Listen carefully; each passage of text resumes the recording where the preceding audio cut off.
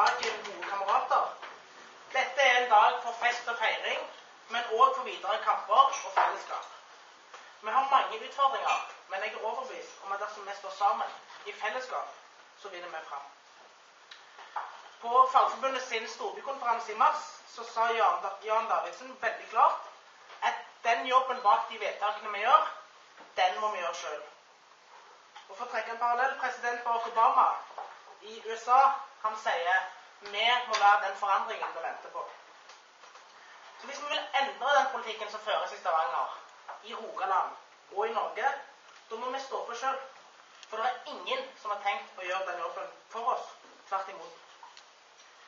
I Norge så har vi et fantastisk system, og det er venstresiden og fagbevegelsen som har jobbet frem det, og det er velferdssamfunnet. Men nå står det kapitalister, og de nye ML-erne, markedsliberalistene, de står og vil øse penger fra fellesskapet og ned i sin egen lommebok. Siv Jensen har snakket mye om snikislamisering, og det er ikke jeg så veldig redd for. Jeg er mer bekymret for den snikprivatiseringen vi ser overalt. Adecco har i alle fall ikke jeg glemt, hvor vi ser den kyniske rådriften sjefene i Adecco driver på sine ansatte. Vikarene i Adecco er ikke de som har skylden i denne saken, men de kommersielle, de skal ha et overskudd når de driver velferd. Og hvor tar de det fra? De tar det fra lønns- og arbeidsvilkår for de ansatte. Er det noen her som vet hvor Høyre hadde sin valgkampsåpning i 2009? På Ammerud syke. Vi vil vise frem hvor godt vi driver, og hvor viktig det er at politikerne jobber videre for å satse på privat drift av sykehjem. Det sa direktør for samfunns- og myndighetskontakt i Adecco, Reidun Brekke. Er det noen her inne som tror at Høyre kommer til å ha sin valgkampsåpning på Ammerud sykehjem i år? Det burde de. Det som gjør at jeg ikke mister motet med politikk, det er at politikk er menneskeskapt.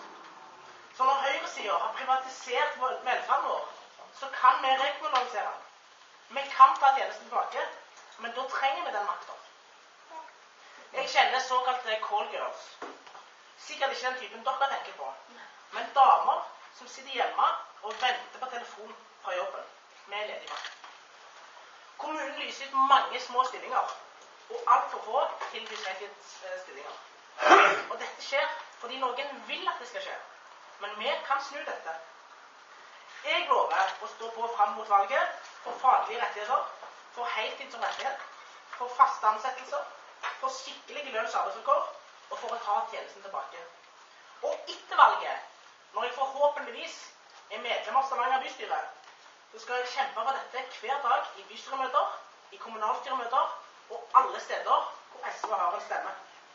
Vi må være hverandres kamerater og støttespillere. Vi for dere, dere for oss. Det er når vi er sammen vi er sterke. Takk for meg, og en flott 1. mai.